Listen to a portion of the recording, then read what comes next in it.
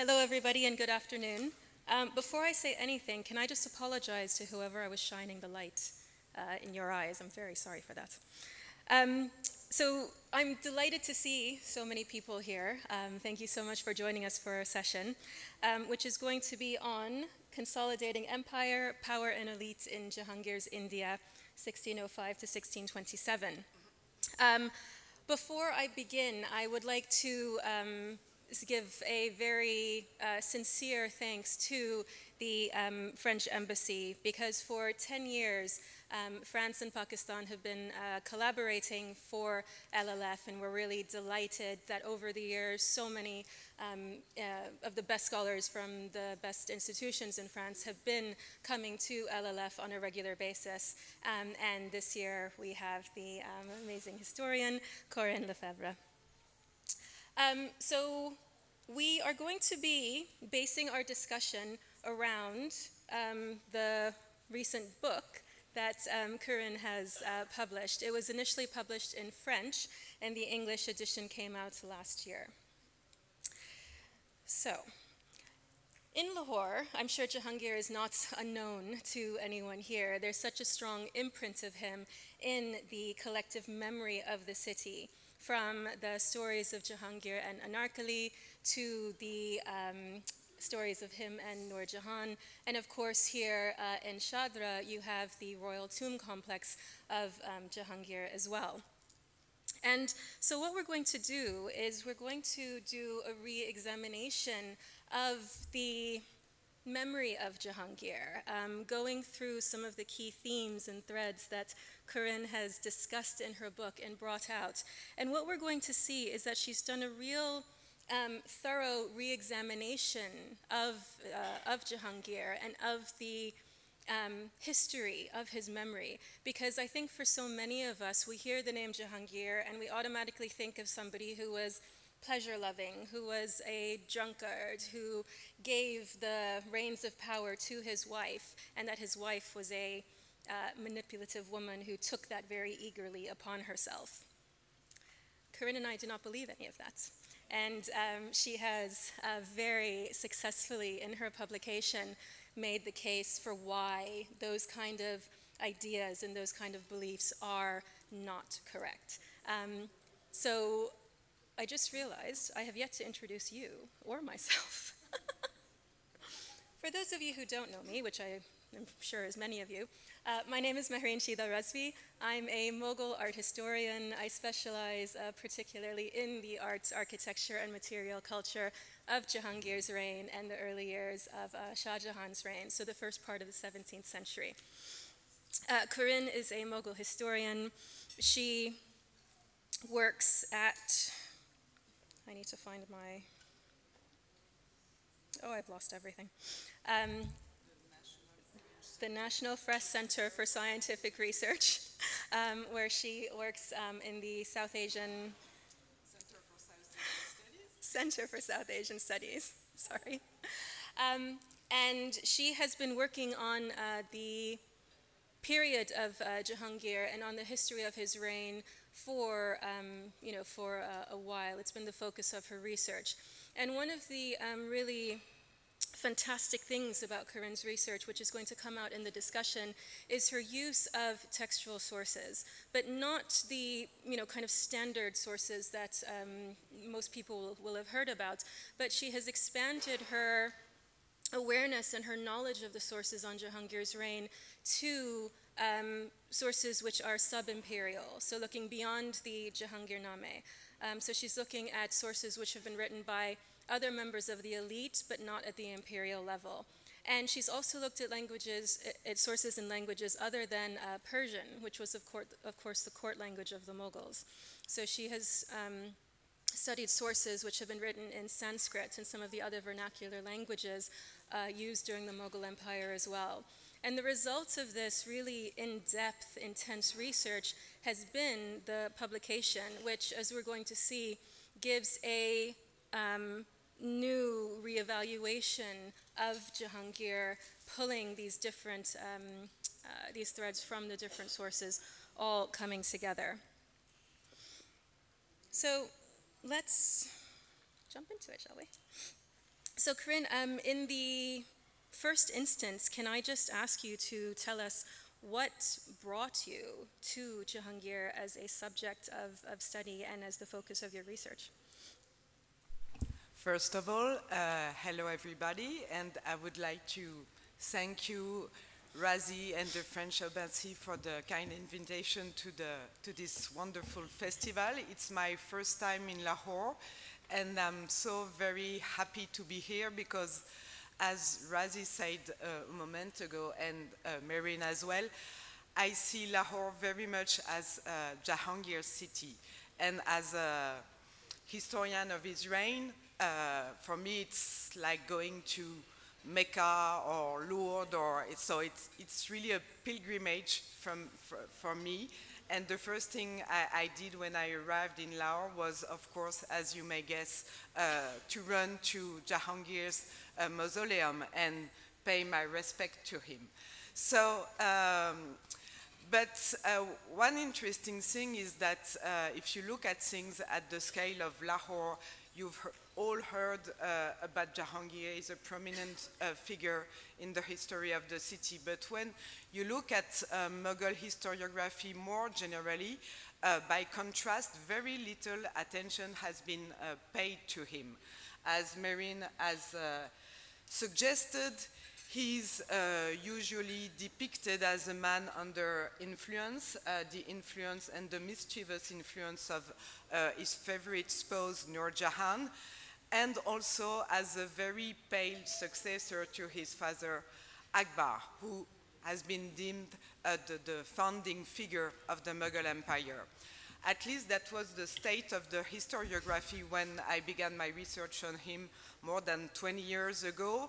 There was much focus on Akbar and then on Aurangzeb, but very little or relatively less about what had happened before Akbar, in between Akbar and Aurangzeb, and after Aurangzeb. So when I started my PhD, my ambition was to re-examine the whole first half of the 17th century. But then I began to read the memoirs of Jahangir, the Jahangirnama, and I really got struck by the difference between the received wisdom, the negative image of Jahangir, and the very political voice I was hearing through the memoirs. So one of the first things that I did was to try to understand how it came about for this emperor to be depicted in such a negative light. And maybe we can look at a number of paintings. So here you have a portrait of his wife, Nur Jahan, a very manly portrait. In a sense, she's loading her rifle. And this is, on the right hand, the father of Nur Jahan, Itimad-ud-Dawla, who was Iranian by birth, who is presenting a farman to Jahangir, who is seated on his throne. So first, Jahangir in the shadow of Nur Jahan. And I have also chosen to show you two contrasting images of, so the one on the left is an illustration of the Akbarnama, so the great chronicle of Akbar, where you can see Akbar here. This is a siege of Chittorgarh. And as you may see, he's really personally involved. He's depicted as a warrior involved in the military action. And on the right hand side, on the right hand side, you have a portrait of Jahangir being led to the harem by the woman. He seems to have trouble to walk, maybe he's inebriated, and he's going to join in the celebration of the Holy Festival.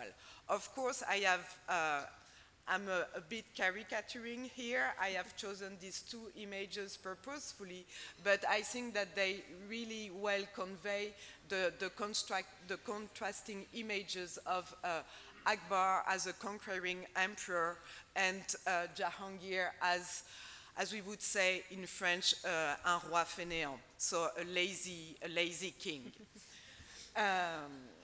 So then, as I was saying before, I start to look at the textual origins of these gray image. So I looked at the European travelogue, and here you see a portrait of Sir Thomas Roe, the so-called first English ambassador to the Mughal court, that of Jahangir, who indeed depicted Jahangir as an incompetent monarch dominated by Noor Jahan, then by her brother Asaf Khan, and then by the future emperor Shah Jahan, who was Asaf Khan's stepbrother. And the reason I found he spoke so negatively about Jahangir is simply the fact that he was unable to obtain the commercial privileges he had been sent to negotiate at the court. And that would be true as well for other European travelers of the time, such as the Jesuit Geronimo Xavier, who thought that he was on the verge of converting Jahangir and his court when he was a prince, and that did not happen.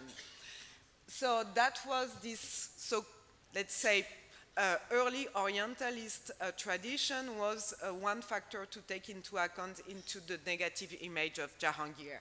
And then I turned my attention to a couple of chronicles that were written during the early years of Shah Jahan's reigns, so Jahangir's son and successor. And here, these authors were facing a dilemma, because as you probably know, Shah Jahan has rebelled against his own father in the last years of the reign, and they had to, in a sense, legitimate this rebellion now that Shah Jahan had become the ruler. So the device they used to legitimate this rebellion was to argue that Khorram, Shah Jahan, had not rebelled against Jahangir because it would have been a kind of a lèse-majesté crime, but he had rebelled against the nefarious influence of Noor Jahan. And in doing so, they also, within the Indo-Persian historiographical tradition, deprived Jahangir of his political agency. And these two Western and properly Mughal traditions, in my eyes, they came to coalesce during the British period, and much later, until let's say the late 20th century and the early 21st century, to fuel the negative depiction, evaluation of Jahangir's reign, as if nothing had happened between Akbar and Aurangzeb's period. So that's how I became interested in him. Thank you. Yeah, it's quite fascinating, I think, that you, for people who read, you know, the sources, who know the Mughal period, you know that there is this leap of attention. So Akbar is Akbar the Great. He is the one who really establishes the Mughal Empire. He's the one who gets all this attention as being the greatest of the Mughal emperors. And then there's a 25-year gap where Jahangir is just sitting on the throne but not doing a whole lot. Shah Jahan is lauded as the builder of the Taj Mahal, and then Aurangzeb gets, you know, the bulk of the attention after Akbar as the ruler who expands the borders of the Mughal Empire to its greatest extent. Thank you. But who himself also has been vilified in many ways through the same kind of writings which Corinne was just talking about in relation to Jahangir from an Orientalist perspective and within the contemporary chronicles as well.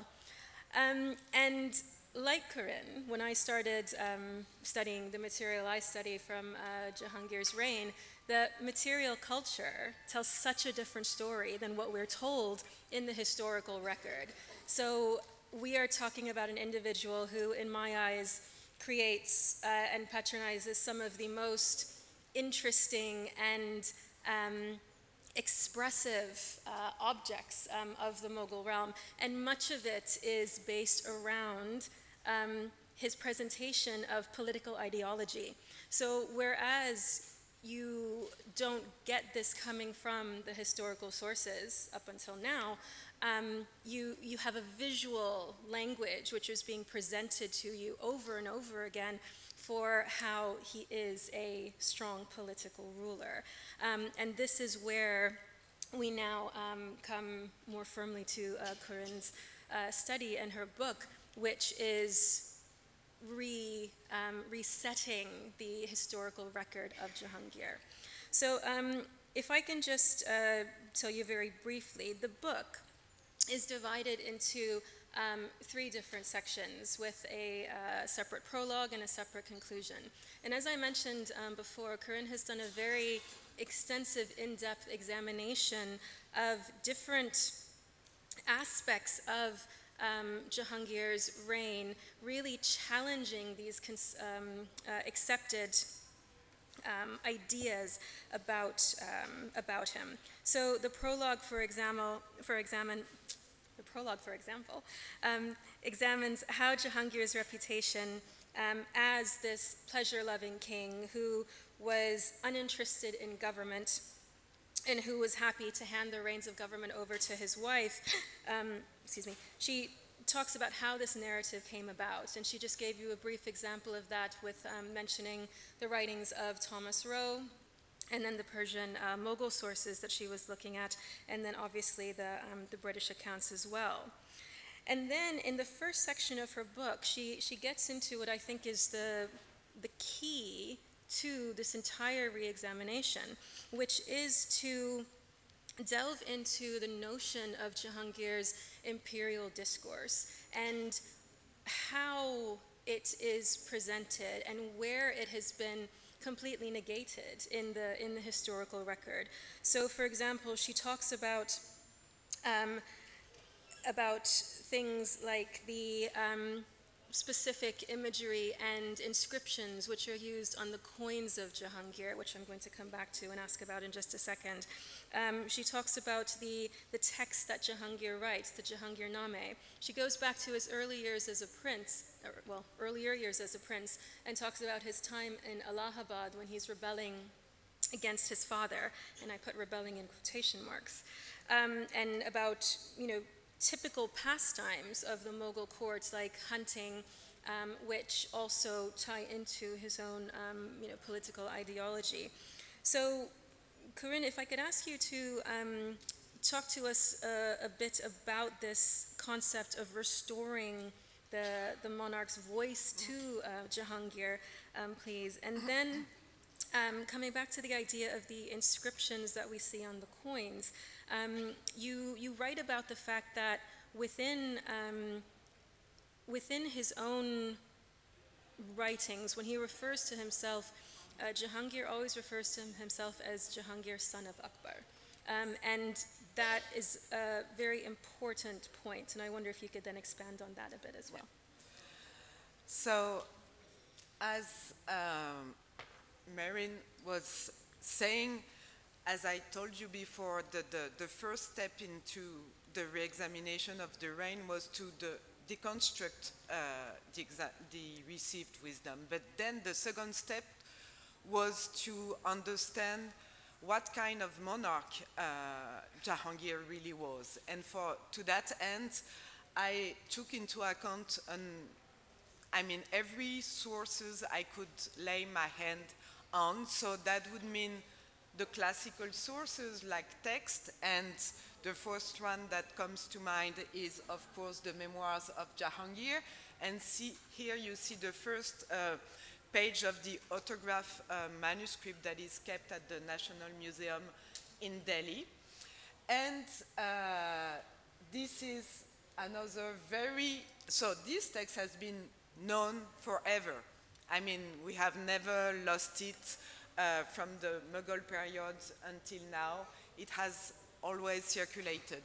But this other text, I don't know if some among you have heard about it. It was discovered here in Lahore for the first time. There's only one manuscript in the world.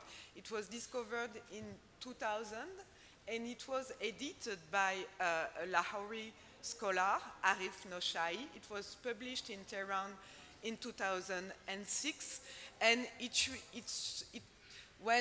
so I heard about it just after I had finished my PhD. Too bad for me, but that's how life is sometimes. And first I thought, okay, I have to turn my PhD into a book. I will just, browse through the Majalis-e Jahangiri, and that will be it. And then I started reading it, and it was just the missing piece in the discursive jigsaw of Jahangir's voice. It was really a wonderful reading. So I will tell you more later about why it is such an important text, in addition to the immense pleasure you have in reading it, because Jahangir, and I will come back to this idea later as well, has a very playful personality. He liked to mystify people, and that's what I like about him as well.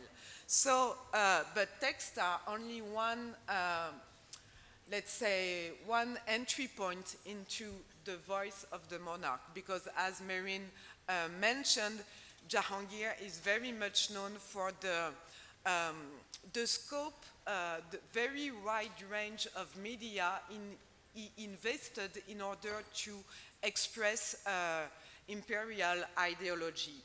So to give you a sample, we have, of course, the medium of painting, the illustration of the Jahangirnama, but also Jahangir was the one who made the emperor a central topic for the painters of the imperial atelier, whereas, as you have seen earlier, we don't have that kind of portraits for Akbar. Akbar is always depicted in a narrative way, if you want, as in the illustrations of the Akbarnama. So you have paintings, you have architecture, and he's the mausoleum of Akbar in Sikandra, near Agra in India.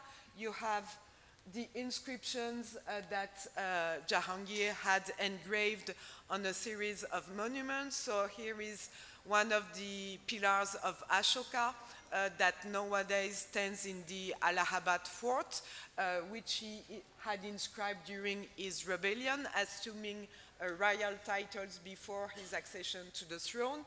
And I don't have to tell you what it is, since you have the fortune to be able to go and admire the Lahore picture wall every time you feel like doing it. And last but not least are, let's say, for the moment, the metalware, such as this devotional medal, which is not a coin, even though it has been deemed to be a coin for a very, very long time. And this is an ordinary Jahangiri rupee. And on it is inscribed, so no, maybe before coming to that, I would say that when you examine all these materials together, one thing that really struck me is the fact that I was not recovering one imperial voice, but several of them, that the imperial discourse was a very polyphonic one. And it was very disconcerting because these voices sometimes did not agree with one another. And what I tried was to make sense of these contrasting voices. And as a matter of fact, a colleague of mine, whom I'm sure you have heard about, Afzar Moin, has argued a couple of years ago that the ambiguity, the ambivalence, the polyphony within Jahangir's discourse could be resolved if you took into consideration the fact that some of the productions, the imperial productions, were addressed to the general public, let's say an esoteric discourse that would, an exoteric discourse, sorry, that would depict Jahangir as a conventional monarch, as a temporal ruler. So that would be the case with the Jahangirnama, with the public sections of his architectural projects. And he suggested to identify another level of imperial discourse, an esoteric one, this time, that was, by contrast, addressed to his closest associates, and more specifically to his disciples. Because, as you know, since Akbar's time, the Mughals had also taken on to present themselves as saint kings. We were close to the first millennium of the Hejira, and so it was a common trend within the whole Islamic world. The Safavids did the same, the Ottomans as well, and the Mughals were no exception to the rule. So Afsar Moin argued that the medium of painting was the privileged medium for the circulation of this esoteric discourse, that painting was a sacred medium. So it was, at first sight, it seemed for me an interesting option, and it made me think a lot. But then rereading the Jahangirnama, looking at the painting again and again, I realized that this kind of systematicity, a clear divide between an exoteric discourse on the one hand and an esoteric one on the other hand, it did not really work, because as you see, you have basically two kinds of paintings in addition of the illustration of the Jahangirnama during Jahangir. You have very mimetic portraits like the one on the left that really describe Jahangir as a human being, one whose face, whose body is declining with time, like we all are. And on the other hand, you have what have been called this so-called series of allegorical portraits that depict him as an atemporal leader that lives in some kind of spiritual, eternal world. So painting was not all about sacredness. And if we go back to the text, the same holds true of the Jahangirnama and of the Majalisi Jahangiri, because the Majalisi Jahangiri was written by a courtier of the court, and it was presented as a manual for spiritual guidance for the disciples of Jahangir. And on the other hand, in the Jahangirnama, you find very little allusions to his pretensions as a spiritual ruler. So, in reality, the two voices, the two spheres, the two discursive spheres, they cohabit in almost every medium Jahangir chose to invest. And finally, eventually, the way I succeeded in making sense of why it's not working anymore. Okay, please stop. The way I finally was able to make sense of the polyphony of the discourse was to take his regnal name seriously, and that is Nuruddin Jahangir ibn Akbar Pacha. And every word in this title is ambivalent. You call yourself Jahangir, that is the world conqueror, even though it's clear that his reign was not marked by any major conquest. And I mean the conquest in the traditional sense, that is territorial conquest.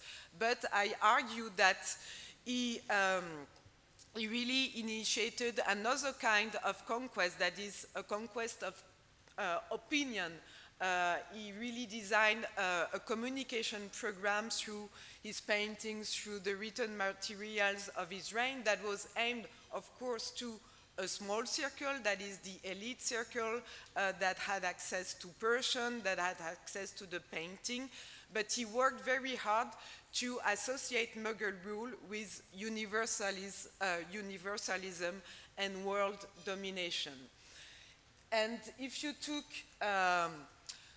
Ibn Akbar Pacha, the ambivalence is here as well, because, so, son of the King Akbar, even though and he's the only one among the Mughal rulers to have stamped on, in his written text, in the coins, in the farmans, he wrote that he insisted to be seen as the son of Akbar, even though, as we have seen before, he rebelled against Akbar when he was a prince. And what does this tell us? It tells us that there is, on the one hand, a very strong continuity between the two reigns, but also that Jahangir very cleverly was able to manipulate his status as a successor of Akbar and to take what he thought fit from his predecessor's legacy and to distance himself from the aspects of the previous reigns that were problematic in his eyes. And last but not least, his laqab, Nuruddin, so the light of religion. You know that there has been an ongoing debate about the question whether or not Jahangir continued the pluralism, the religious pluralism of Akbar, whether or not he continued to present himself as a saint. And particularly this laqab, Nuruddin, light of religion, has been interpreted until now by historians as a sign, on the one hand, of his continuous adhesion to the Illuminist theory of sovereignty, so that would put him in continuity with Akbar, and others have argued to the contrary, that the adoption of this laqab was a sign of his turning toward more orthodox conservationist religious policies. So what I have done is in the first part Mehreen was mentioning is to address one after the other the three components of his title and to bring out the contrasting expressions of his religious position, his positioning vis-à-vis dynastic legacy, so that includes Akbar, of course, but also Babur and the famous ancestor Timur as well. And finally, his ability to express through painting especially the idea, this association between the Mughal dynasty and world domination. And I will stop here because, yeah, we're running out of time, probably. We're still good for a little bit. Oh, no, thank you for that. And I want to pick up on one point that you mentioned, the idea that when Jahangir came to the throne, he chose what he wanted to keep a hold of and what he wanted to continue to promote from Akbar's reign and what he wanted to discard. And this, in a way, also extended to the personages in the court and who was around him. Because the title of your book, Power and Elites in Jahangir's, in Mughal India, the elites play such a key role in his establishment of power, in the sustaining of that power, and then throughout his reign.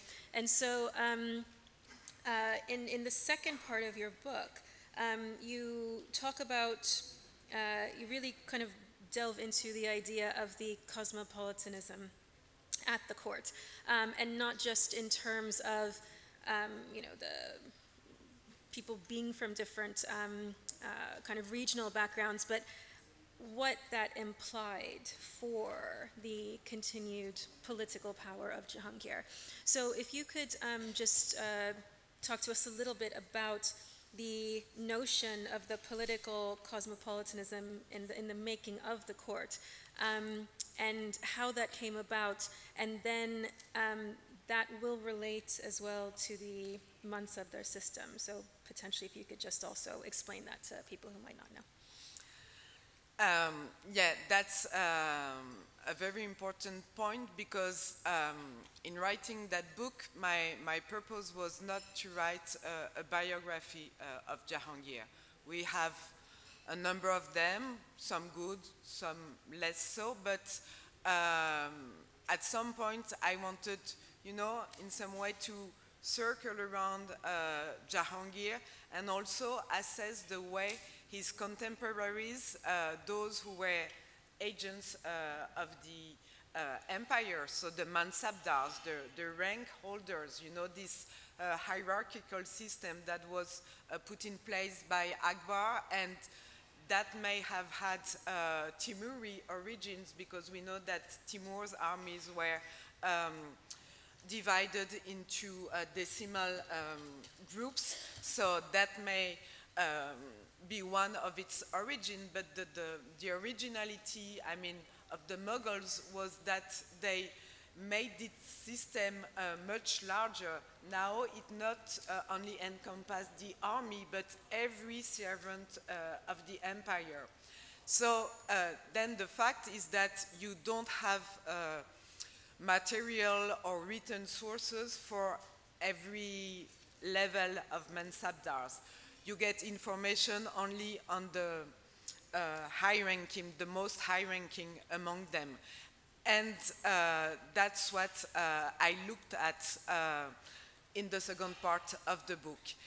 And regarding the relationship between the monarch, whether he was Akbar or Jahangir, one of the most important legacy of Akbar was what you have rightly called political cosmopolitanism.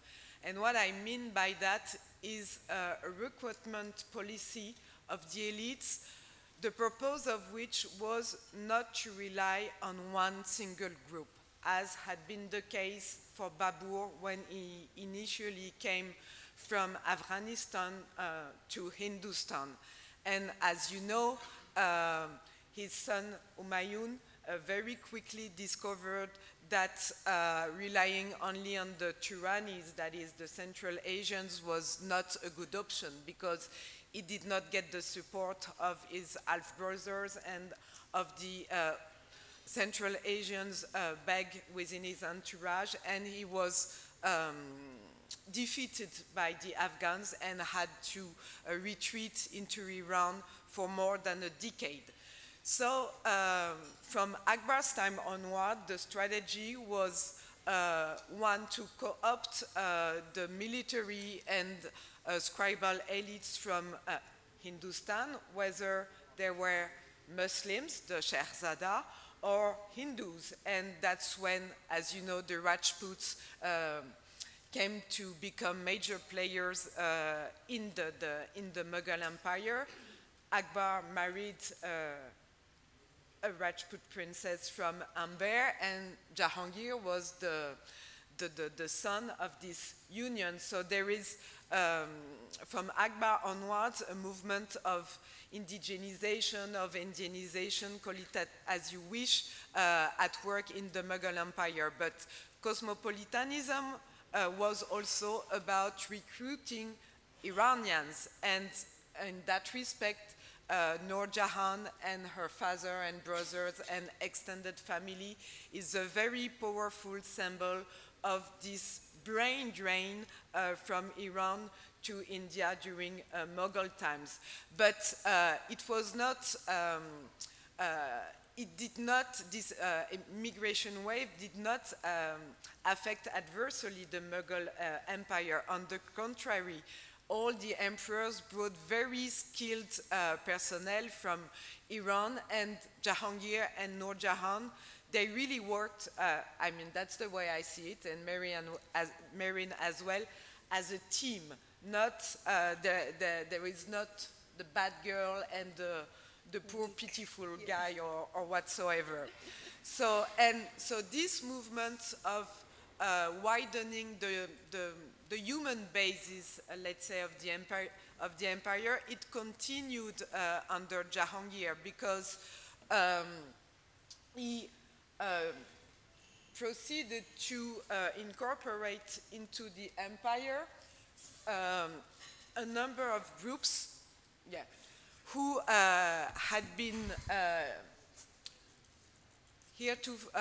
until then either considered as enemies, and that would be the case of the Afghans. Oh, sorry. So here is in the middle, the major Afghan figure of Jahangir's reign. I will stop touching that thing. It has a mind of its own. Yeah. So this is Khanjan Lodi. And then he also incorporated into the nobility a number of Rajputs,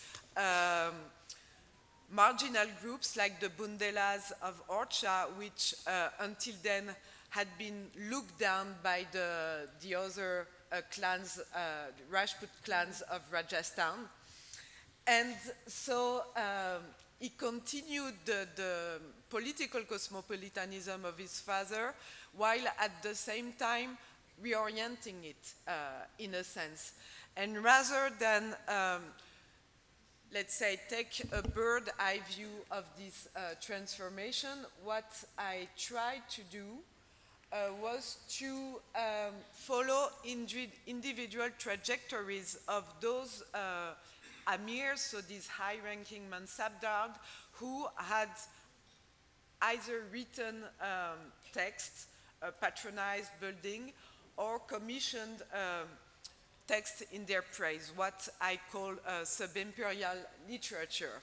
And apparently he doesn't want me to show you, so this is on the left-hand side, Abdurrahim Khani Khanan, who is a very well-known figure, great statesman, and who represents the old Iranian nobility. This is Khanjan Lodi, and this Ramdas Kashwaha from the Kashwaha clan. So I think I will stop about this question if we want to move forward. Yes, and we want to give time for questions from the audience. So I'll just end by saying two different things, and then if you want to comment, you can. Otherwise, we'll hand it over for questions. I appreciated so much about this book, and the giving the missing voice back to Jahangir. I value that so much. As an art historian, I'm thrilled with how much attention you have paid to and how you have used the material culture, the different paintings, the architecture, the coins, because I don't think you can get the full picture of a historical period unless the material culture is examined as well. And so yes, I just appreciate that very, very much. And then the last point I want to say is that, I started the session by talking about the fact that Corinne has reassessed this historical memory of Jahangir and given us I think, a much truer way of seeing him and understanding him. And but I don't think you've done that just for Jahangir. I think you've also done that for Noor Jahan. I think she gets the rehabilitation as well that she deserves, because the way that you have examined the kingship of Jahangir in this novel, in the book, it takes away that negative onus, which is constantly placed on Noor Jahan as being the kind of willful and wily and power mad queen behind the throne. So I think that's a really important point about the book as well. So I don't know if you want to comment on either of those points, or if you want to. I don't know, because I think we want to have 10 time 10 minutes for questions. Questions. Yeah. So, yeah, let's open the floor Okay. to questions.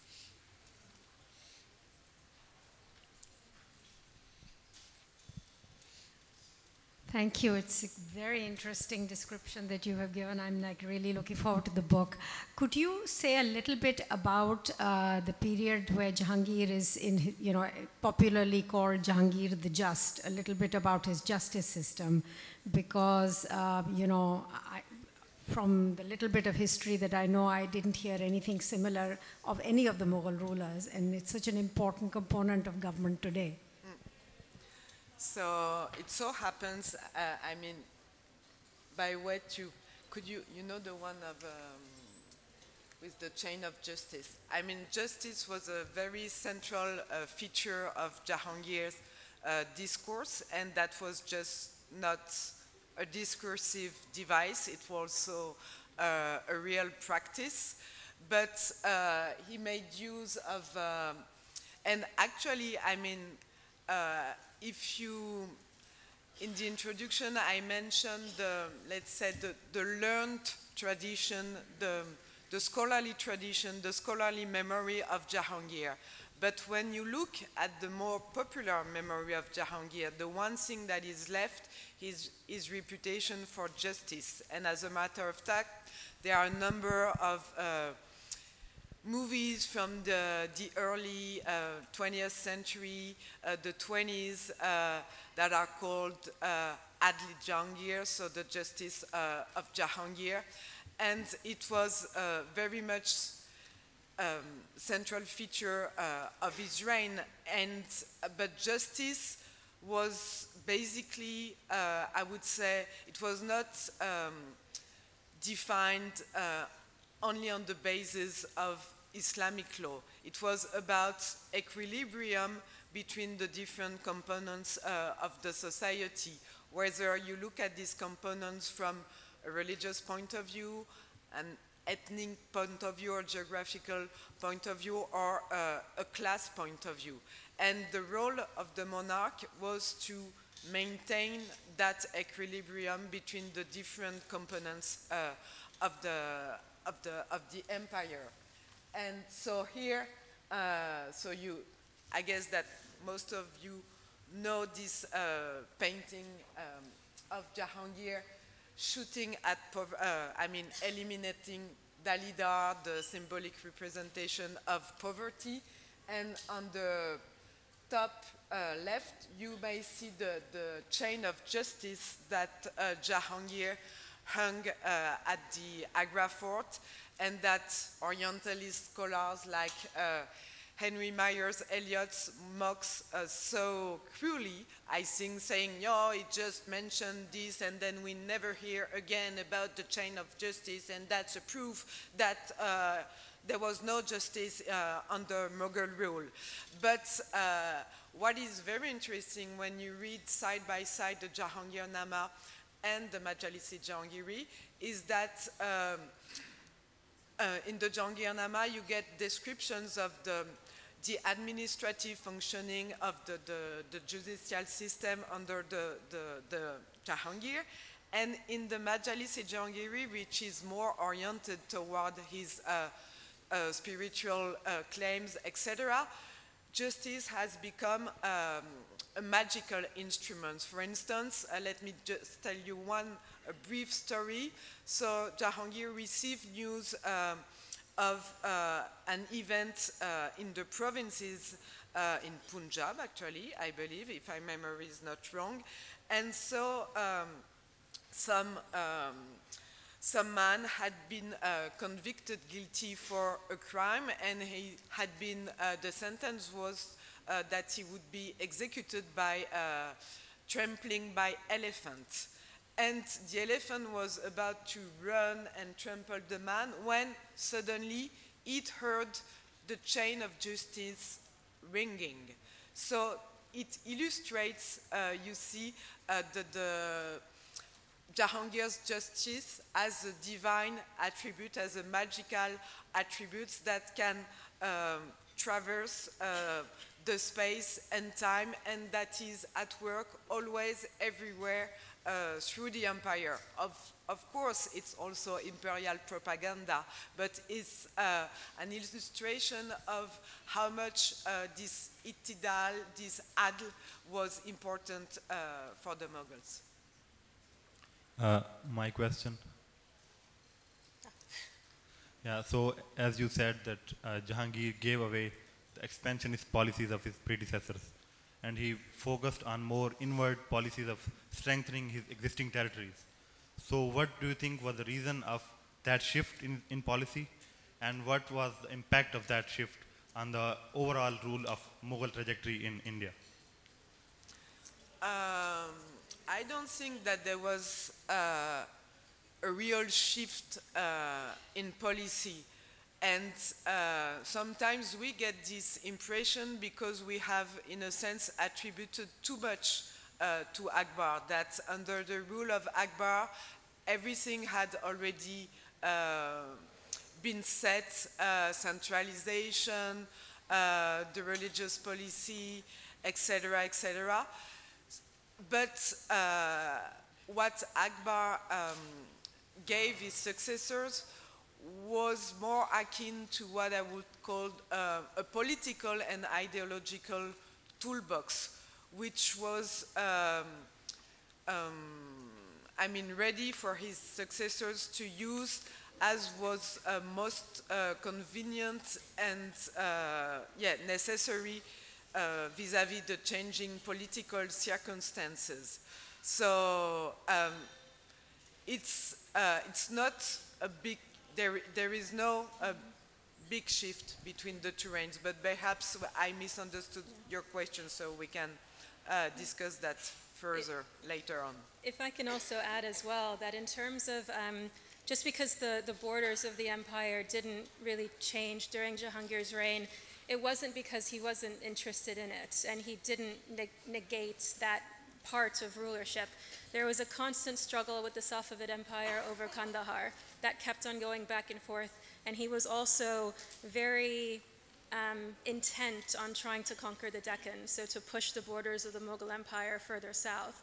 And it was a constant military refrain of his reign for that to happen. So I think sometimes just because, I think we can sometimes forget that because the borders didn't change, you know, he was still interested in conquering and in expansion. It just didn't happen. Yeah, and to add to that, I mean, this vision is also, it harks back to a very classical historiography where, the markers in the evaluation of reigns are conquest, administrative reforms, etc., etc. And Jahangir did not do that, but does it mean for all that nothing happened during his reign? I think I argue for a more nuanced version of his history. Definitely. Right, I think we have time for maybe one more question. So in my very little time studying history, I have seen this pattern that whenever there's a binary in the discourse, it's because, does anybody have? Okay, so there's the binary sort of, like the one you pointed out, the esoteric and the exoteric binary. It, due to internal sort of tensions, it is bound to collapse, and there's like a new synthesis that emerges. Do you think that your work is such a synthesis, or is it geared towards one of the sort of options in the binary more, or does it add just one more to that? No, as I said, I think that, that's what, I think that things were more complicated than the binary, and that the esoteric and the exoteric always, not always, but most of the time, cohabited within the various media through which Jahangir expressed himself. And the reason for this cohabitation has to do, in my eyes, with his playfulness. If you read through the Jahangirnama and the Majalis-i-Jahangiri, he's always making fun of those who are afraid of him, and then reassuring them. And he was a king who liked to mystify his entourage, his interlocutors. And in a sense, I think that historians have not understood that. They have not taken his playfulness seriously. And in a sense, that's why they have failed to make sense of him. And I think that we have to think of him and of his humor, his wry humor, it's true, sometimes, as a foundational component, not only of his personality, but of his, the way he handled the business of kingship. I'll just ask one last question. That I think, being from Lahore, and I would like to benefit from your research. Is there any truth in this fable about Anarkali and Shehu?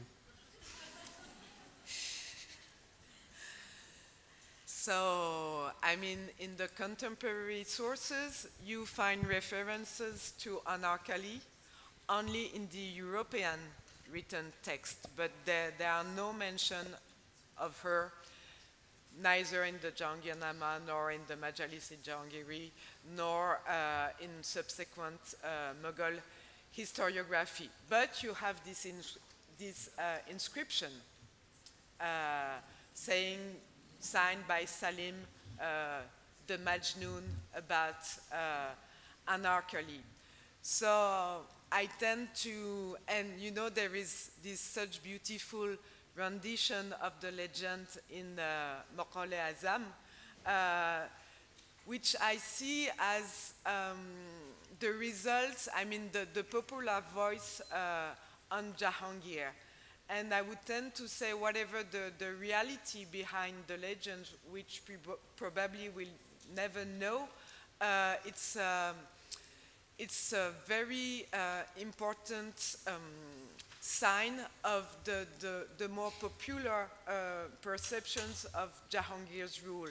And in the case of Anarkali, as the story is told, their love story also embodies the more human form of kingship that Salim, as a future king, was meant to represent, whereas Akbar stands as the the incarnation of state reason, and has kind of lost all emotion, all empathy for including his own son and the people who are around him. So that would be the way I would tend to answer your question. Hello, may I ask we have to, oh, one question? okay, one last question. Yes, please. This is with regard to the relationship between Nur Jahan and Jahangir. Mughal women were always powerful. So Nur Jahan being powerful should not have been out of sync with the popular perception or the relationships. My question is, or as the image of Jahangir as the henpecked husband and Nur Jahan as the conniving queen, that has traveled down to us and is represented in history, how far do you think it is the taking over of the actual relationship by a cliche appropriated by Orientalist discourse and which fits in with popular male-female relations in South Asia? And I mean, you talk of them as the relationship of a team. I was just wondering if the cliche had overtaken the actual relationship to misrepresent it historically. So first, I would like to say that I totally agree with you that women have more often than not been powerful. But what distinguishes Noor Jahan from earlier queen is her visibility. As you know, she minted coins, she signed farman, she was a great patron of the arts, so she was in a way more visible than others had been. More visible, but also more powerful. She was the first Mughal queen or even royal female to have been given many of the rights that she was given as a ruler. So, yeah, she's in a line of powerful women, but definitely had more power than those who came before her.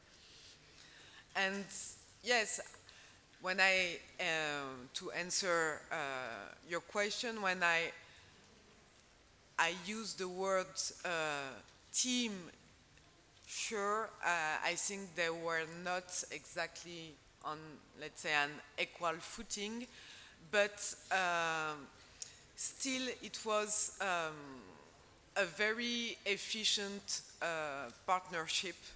And the problem, I mean, again, one of the issue your question raises is also the fact that we only have very meager materials. I mean, even in the Jahangirnama, Jahangir hardly mentions Noor Jahan. The one portrait I show is the only contemporary one. So it so happens that I was speaking with a colleague from Lums who told me that he had recently put his hand on a Masnavi called Noor Jahan and Jahangir.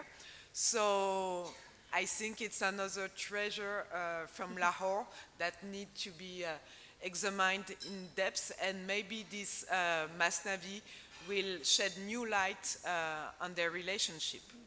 And just as a last point, the cliche that you speak of, I don't think that, I mean, that's something which was contemporary. It began at that time. Thomas Rowe is, the first of the European writers to vilify Noor Jahan in his writings and to blame her as a woman who has stolen the power of rulership from the emperor. And then it's a trope which persists in other European writings. And that has to do with his lack of success in getting the political firmans that he wanted. And then at the same time, as Corinne mentioned, well, slightly later, in the early years of Shah Jahan's reign, all the court histories which are being written at that point are also vilifying Noor Jahan. So this happens very, very, immediately during Jahangir's reign and right after his death. So that, that cliche, if you want to call it that, we can't put down to kind of current or older South Asian tropes of men and women, but it is unfortunately contemporary in the Mughal period. And just to conclude, I would like to say that unfortunately my book is not on sale in Pakistan because it was published in India. But for all those who may be interested in reading it, I will be happy to share a PDF copy of it. So if you want to read it, just come to me and I'll give you my email address and we'll be in touch. And I very much recommend it. So if you can all please join me in thanking Corinne. And thank you for coming.